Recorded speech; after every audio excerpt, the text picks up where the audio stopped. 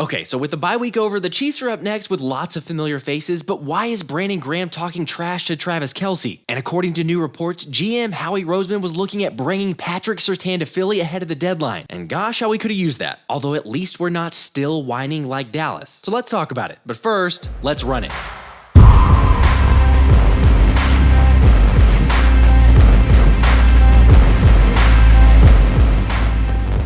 Hey guys, for anyone new to the channel, I'm Josh and I cover the Birds. So obviously, we're all very much aware that the Chiefs are next up on the schedule, and seeing how the last matchup ended, plus the fact that Philly hasn't beaten Andy Reid since Big Red moved to Kansas City, it's time to put an end to that streak. We're good streaking!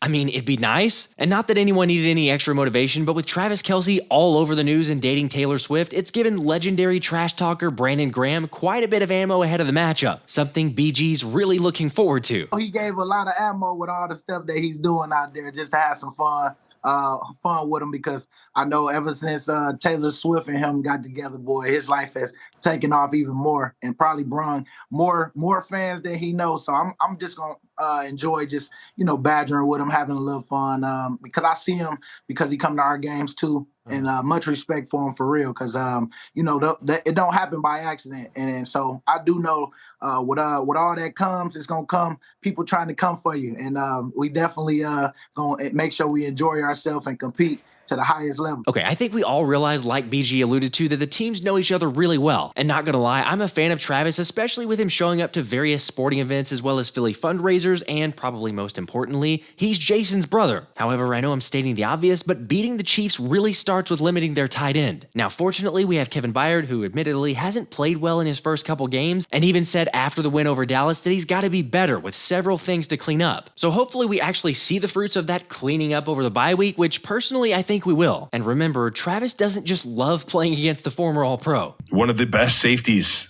in the game, and he's been that way and kind of like under the radar to a lot of people. I know him as one of the best because when I play him, it is a long day every time I play Kevin Byard. What you're really getting is a physical player, smart player, and that's always good at the safety position. Guys that understand zone coverages, that understand run game fits, and just a guy that's not going to be out of position. He's always going to be there to make the play.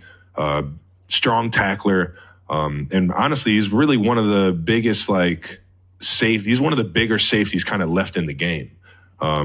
He's not a small dude, and he's still very athletic and can run with you. So, yeah, it took us in overtime to beat the Titans last year, and I remember every single down that I had him man to man, and he made it tough on me, man. All right, first off, I can appreciate the praise 87 gave Byard. Although when looking back at that game, it's not like Kelce had a bad day. Just in case you were wondering, the 34-year-old hauled in 10 catches for 106 yards in Kansas City's 20-17 win over Tennessee. Now, it is worth pointing out that that was on 17 targets, so maybe not as efficient, but clearly nowhere close to a shutout. And I wouldn't exactly say the mayor's been in all the right spots like the scouting report suggested, yet with the bye week giving extra time for Sirianni to scout Desai's defense and be hypercritical of the areas of improvement needed, Sirianni suggested we'll see significant changes this week. Which, yeah, I've talked about this in a couple other videos, but it's not even up for debate that we need help in the secondary, whether it's all on the coaches or on the players or a combination of both. Personally, I feel like it's somewhere in between. However, it sure would be nice to have another all-pro player on the roster in Broncos cornerback Patrick Surtain. And according to Pro Football Talk's Mike Florio, it almost happened, or at least somewhat, as both the Eagles and 49ers called to trade for Surtain at the deadline, with Florio specifically saying the main source of motivation was being concerned that the other team would end up with the 23-year-old. I can't believe they're gonna fight over me. Okay, look, it's not really a surprise that there was a lot of interest, because like we've been talking about here, the Birds' cornerback play has been shaky at best. So when reports began suggesting that Denver was ready to sell off the defense, it's only natural that Howie would call about the best cornerback in the league, especially when the best receiver in the league, A.J. Brown, is voting for him. I think the best cornerback in the game right now is Pat Surtain. Yeah, nice. Yep. I like his game so much.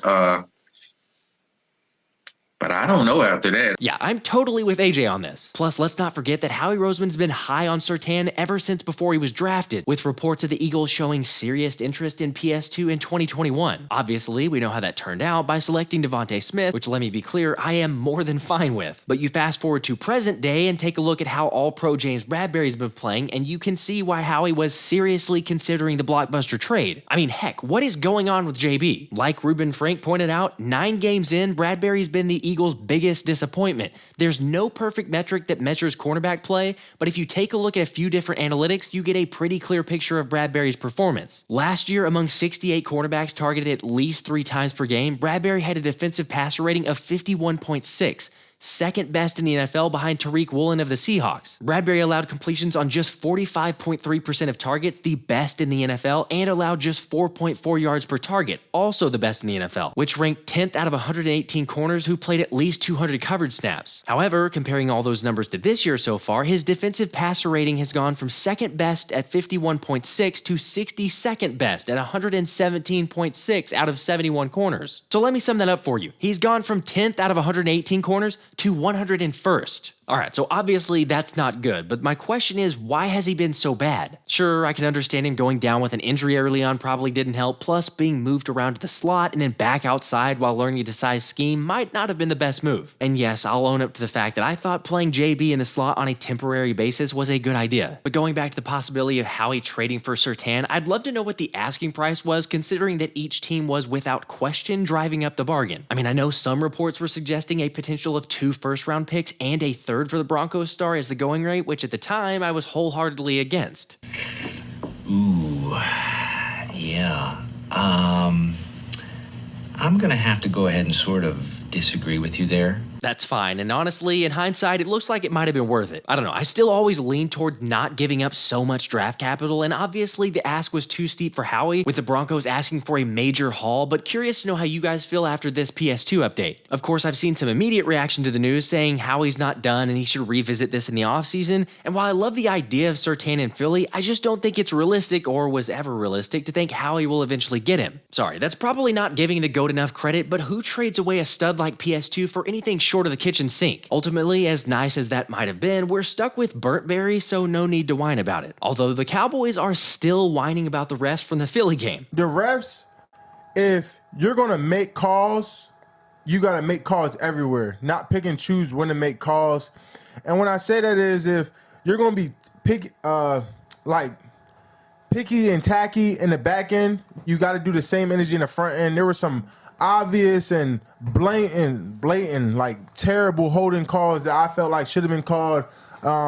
It's all been out there, but I think at this point we need to have more refs. There needs to be eyes everywhere because obviously these calls are being missed in the game. I don't know if the refs' eyes are somewhere else where they're trying. It's too much going on, but it needs to be more of something because these calls is crucial in games that just can't be missed, and it's very obvious. So, obviously, I think there needs to be more refs, or they just need to let us play. Ladies and gentlemen, that is the definition of rent-free. Because sure, do you want to get technical and say the refs missed some calls? Yeah, they did, but that happens every game, and Micah knows this. But to say the refs missed obvious, blatant, and terrible holding calls while the refs were picking and choosing is the most childish thing ever. Newsflash from Howie Rosegod: the Eagles had the same amount of flags as the Cowboys and also had more yards lost from flags than the Cowboys. The Cowboys keep making excuses. Yeah, I mean, bro, you literally were given a golden opportunity at the Philly 6-yard line with 20 to 30 seconds left and couldn't do anything with it, so don't give me those excuses. Of course, I should point out that not every Dallas player was complaining, with All-Pro right guard Zach Martin having been thoroughly impressed with Jalen Carter after the game. Keep going, man. It's honorable. Come on, that's saying something when the rival's best O-lineman is saying, how the did they get you? Quite honestly, it kind of gets me fired up like AJ when watching Dak Prescott go for a ride. Bless his ass!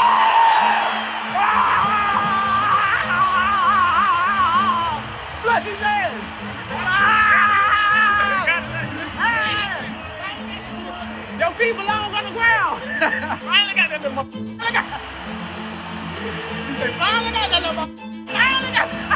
Not gonna lie, I've probably watched that clip about 50 times at this point. But you know what? Let the Cowgirls keep making excuses about the loss, and we'll prove it to them again when we meet in Dallas in a couple weeks. By the way, if you'd like to attend the second beatdown of the boys, I'm gonna be giving away 2 tickets to any remaining regular season game to one of my members. All you gotta do is join before the end of November and you'll automatically be entered into the drawing. FYI, check out the comments section or description in the vid on how to join the channel. But okay, despite the Eagles not playing yesterday, there is some important news to touch on, with a little bit of the downside from Detroit beating the Chargers. Because while I still think we have a great chance to end with the number 1 seed, I also don't think there's a question that the Lions are the biggest threat to challenge for the top spot in the NFC. I mean, just look at their remaining schedule. It's not nearly as tough as our opponents, with a home versus the Bears and the Packers, followed by a road game against the Saints and then the Bears again, with a home game against the Broncos, followed by at least tougher road games versus the Vikings and then the Cowboys. And then finally a season finale against the Vikings to close it out. But yes, I know there's still tons of games left, so we really should just focus on the present and taking it one game at a time like Sirianni preaches, but let me know who you guys think is the toughest competition for the top spot in the NFC. Alright, back to our regular scheduled programming, and gosh, it feels good to be back on a game week. This has been the Philly Special.